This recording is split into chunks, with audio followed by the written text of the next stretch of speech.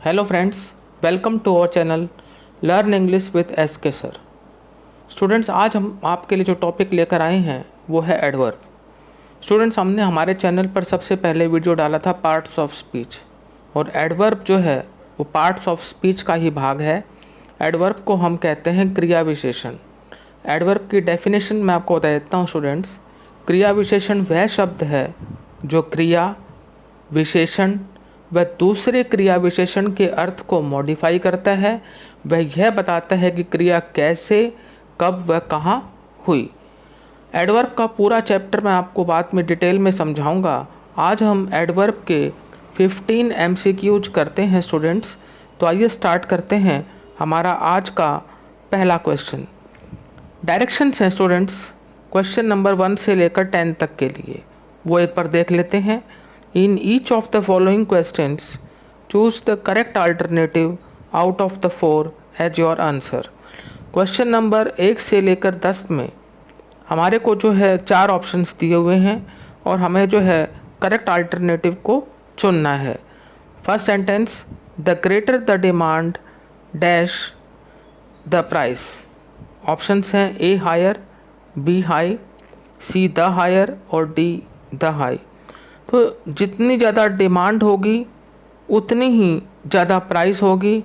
दोनों जगह students article the का प्रयोग होगा और उसके बाद जो है कंपैरेटिव डिग्री होगी कि यहाँ पर कंपैरिजन किया जा रहा है कि जितनी ज़्यादा डिमांड होगी उतनी ही ज़्यादा कीमत होगी।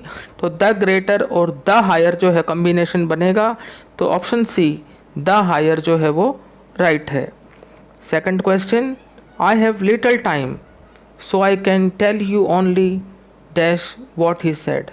मेरे पास ना के बराबर समय है। लिटल का मतलब ना के बराबर या बहुत ही थोड़ा।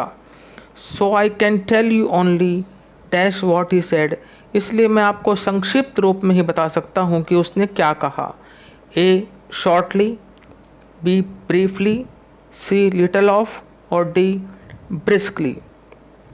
तो शॉर्टली का मतलब होता है थोड़ी देर में, ब्रीफली का मतलब संक्षिप्त रूप में, लिटिल ऑफ का मतलब थोड़ा सा और ब्रिस्कली का मतलब तेज़ी से।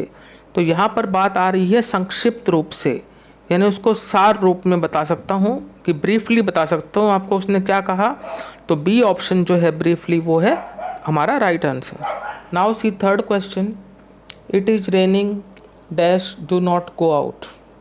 ए option fast, B soundly, C strongly और D heavily. It is raining, वर्षा हो रही है, dash do not go out, बाहर मत जाओ। यानी कहने का मतलब यहाँ पर यह है कि भारी वर्षा हो रही है, बाहर मत जाओ। तो स्टूडेंट्स, जब वर्षा ज़्यादा तेज़ हो रही हो, भारी वर्षा हो रही हो, तो उसके लिए ना तो फास्ट आता है, ना ही साउंडली आता है, ना ही स्ट्रांगली आता है। जो वर्ड यूज होता है एडवर्ब वो होता है हैवीली। तो it is raining heavily, do not go out. Option D heavily is the right answer. Now question number 4, dash knocking at the gate, he demanded admission. Dash knocking at the gate, धीरे धीरे gate को बजाते हुए, he demanded admission, उसने admission की मांग की, यानी धीरे धीरे दरवाज़ा खटखटाते हुए उसने एडमिशन की डिमांड की। A option cruelly, B option kindly, C option speedily और डी लाउडली। तो ए क्रूअली हो गया निर्दयता से, बी काइंडली हो गया धीरे धीरे यहाँ पर, वैसे काइंडली का मतलब दयालुता से भी होता है, स्पीडीली बहुत स्पीड से, तेज़ रफ्तार से, और लाउडली ज़ोर से।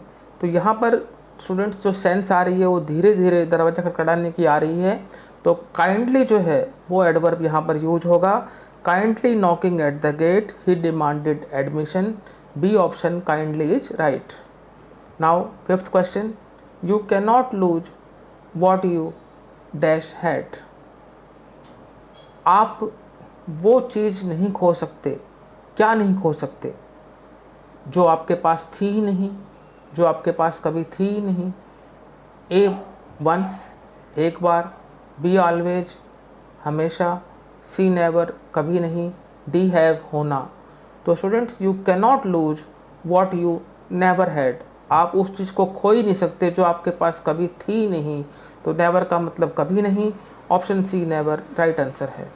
अब अगले क्वेश्चन की तरफ बढ़ते हैं। Question number 6, children below the age of 14 should be dash sent to school. A option compel, B compulsory, C compulsively, D compulsorily. तो children below the age of 14, जो बच्चे 14 साल से कम उम्र के हैं उनको आवश्यक रूप से स्कूल भेजना चाहिए। तो उनका स्कूल में जाना कंपलसरी है। तो कंपलसरी का जो एडवर्ब होगा स्टूडेंट्स वो होगा कंपलसरीली। तो डी ऑप्शन जो कंपलसरीली जो है वो हमारा राइट आंसर है। Now question number 7, my father is very dash to me, we play football every evening. A option friendly, B friends, C friend like और डी फ्रेंडशिप। तो मेरे फादर जो हैं वो मेरे साथ बहुत ही दोस्ताना हैं। We play football every evening, हम हर शाम जो है फुटबॉल खेलते हैं। तो जो मेरे फादर हैं वो मित्रतापूर्ण व्यवहार करते हैं मेरे साथ।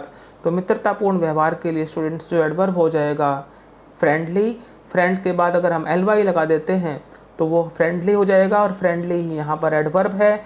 तो my father is very friendly to me, we play football every evening. A option friendly is right.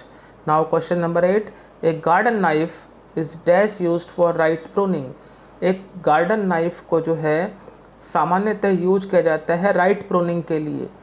A option generally, B option compulsorily, C systematically, D daily. यहाँ बात हो रही है सामान्यता की। सामान्यतः के लिए जो वर्ड यूज होता है एडवर्ब वो होता है जनरली। ए ऑप्शन जनरली हमारा राइट आंसर है। A garden knife is generally used for right pruning. Now question number 9, the news was dash good to be true. A option very, B option true, C option so, D option as. समाचार इतना अच्छा था, इतना बढ़िया था कि वो सच नहीं हो सकता। वही नेगेटिव सेंस की बात यहाँ पर आ रही है। जो TOO है वो स्टूडेंट्स नेगेटिव सेंस देता है। अगर वाक्य में नॉट ना भी हो तो भी सेंस जो है वो क्या निकलेगी, नेगेटिव निकलेगी। The news was too good to be true, समाचार इतना बढ़िया था कि वो सच नहीं हो सकता था। तो B option 2 is the right answer. Now question number 10, people from dash and near came to see the final match of the tournament yesterday. A option distance, B long, C above, D far. लोग जो हैं दूर दराज से आए थे। दूर दराज से आने का मतलब होता है far and near. Far and near जो है यहाँ पर यूज होगा स्टूडेंट्स, मैंने आपको आंसर पहले ही बता दिया है। People from far and near, लोग आसपास से भी आए थे, दूर दराज से भी आए थे। To see the final match of the tournament yesterday, tournament का फाइनल मैच देखने के लिए। लोग जो हैं दूर दराज से आए थे कल का टूर्नामेंट का फाइनल मैच देखने के लिए, जो मैच हो चुका था, यानी यस्टरडे जो बीता हुआ कल। तो A distance, B long, C about, D far is the right answer. Now directions for question number 11 to 15, improve the bold part in each of the following sentences if needed। Students 11 to 15 में जो है आपको sentence में bold part मिलेगा, उसमें यदि improvement की आवश्यकता है तो हमें करनी है, अगर आवश्यकता नहीं है तो हमारा आंसर हो जाएगा नो इम्प्रूवमेंट या नो करेक्शन रिक्वायर्ड। ये सेंटेंस इम्प्रूवमेंट के क्वेश्चन हैं स्टूडेंट्स, ये एग्ज़ाम्स में आते हैं और यहाँ पर जो सेंटेंस इम्प्रूवमेंट की अगर आवश्यकता हो तो वो हमें करनी है, अन्यथा हमारा आंसर नो करेक्शन रिक्वायर्ड या नो इम्प्रूवमेंट हो जाएगा। आइए स्टार्ट करते हैं। 11th question students, the new airport is under construction and likely to operational in 2 years। A option likely will, B option will be likely, C option likely to be, D in all likelihood being, E no correction required. नए हवाई अड्डे का निर्माण चल रहा है, under construction, और ये ऑपरेशनल हो जाएगा, संभावना है इसकी कि 2 साल में, 2 साल में संभावना है कि ये ऑपरेशनल हो जाएगा। तो स्टूडेंट्स लाइकली टू नहीं होता, लाइकली टू भी होता है हमेशा। The new airport is under construction and likely to be operational in 2 years।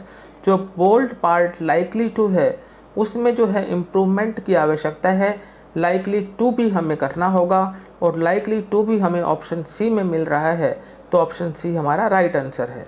अब question number 12, on seeing the lion she felt too much afraid. A option much, B option very much, C very, D too और E no correction required. On seeing the lion, शेर को देखने से, she felt too much afraid, शेर को देखते ही वो बहुत ज़्यादा डर गई। तो बहुत ज़्यादा डरने के लिए स्टूडेंट्स टू मच नहीं होता, वेरी मच होता है कि ऑन सीइंग द लॉयन, शेर को देखते ही वह बहुत ज़्यादा घबरा गई। बहुत ज़्यादा के लिए वर्ड यूज होगा वेरी मच, तो टू मच जो बोल्ड पार्ट था उसमें इम्प्रूवमेंट क्या हो जाएगी, टू मच की जगह हम वेरी मच कर देंगे, बी ऑप्शन सही है। 13th question, our foreign exchange reserves have increased substantial. हमारी जो फॉरेन एक्सचेंज रिजर्व्स है वो इंक्रीज्ड हुई है सब्सटेंशियल। हैव इंक्रीज सब्सटेंशियल हमारा बोल्ड पार्ट है, यदि इसमें इम्प्रूवमेंट की आवश्यकता है तो हमें करनी है, अन्यथा हमारा आंसर हो जाएगा नो करेक्शन रिक्वायर्ड। ऑप्शंस पढ़ लेते हैं एक बार। A have been increase substantially, B have increase substantially, C have substantially increasing और डी जो है नो करेक्शन रिक्वायर्ड। तो स्टूडेंट्स यहाँ पर जो हमारा आंसर होगा वो होगा B, have increase substantially, our foreign exchange reserves have increase substantially. Substantial का हम क्या कर देंगे, सब्सटेंशियली, तो ऑप्शन बी हमारा सही आंसर है। अब हम आते हैं क्वेश्चन 14 पर। She showed courage in advocating policies which were not common acceptability then. She showed courage in advocating policies को एडवोकेटिंग करने के लिए उसने करेज दिखाया जो कि उस समय कॉमन एक्सेप्टेबिलिटी नहीं थी। तो यहाँ पर स्टूडेंट्स जो एक्सेप्टेबिलिटी है ये रॉन्ग है, यहाँ पर एक्सेप्टेबल आएगा यहाँ पर, तो कॉमन का हो जाएगा कॉमनली। तो जो इम्प्रूवमेंट रिक्वायर्ड है वो दोनों वर्ड्स में रिक्वायर्ड है, कॉमन एक्सेप्टेबिलिटी की देन की जगह पे हो जाएगा commonly acceptable then. Option D हमारा राइट आंसर है। Now our last question for today students, most of us know perfect well that worrying is a futile exercise. A option know perfectly well, B option knowing perfect well, C option knows perfectly well, D option known well properly और E option में no improvement. तो हम में से बहुत से जानते हैं ये अच्छी तरह से कि वरिंग जो है, चिंता करना, वो एक फ्यूटाइल एक्सरसाइज है, वो व्यर्थ की एक्सरसाइज है, हम वेनली उसको कर रहे हैं जिसका कोई फ़ायदा नहीं है, यानी वो व्यर्थ है, तो चिंता हमें नहीं करनी चाहिए। ये बहुत से लोग अच्छी तरह से जानते हैं, परफेक्टली वेल जानते हैं। तो परफेक्ट का स्टूडेंट्स होगा परफेक्टली, बाकी एज इट इज़ रहेगा। तो परफेक्टली, नो परफेक्टली वेल जो है वो आपको मिल रहा है ऑप्शन ए में, तो ऑप्शन ए हमारा राइट आंसर है। जो बोल्ड पार्ट था नो परफेक्ट वेल, उसका हो जाएगा know perfectly well. Most of us know perfectly well that worrying is a futile exercise. A option know perfectly well सही है। तो स्टूडेंट्स आज हमने 15 मोस्ट इम्पॉर्टेंट क्वेश्चंस किए एडवर्ब के, जो कि आपको अच्छी तरह से समझ में आ गए होंगे, सारे डाउट्स आपके क्लियर हो गए होंगे। यदि आपको हमारा आज का वीडियो पसंद आया है तो इसे लाइक करें, शेयर करें, हमारे चैनल को सब्सक्राइब करें। Thank you.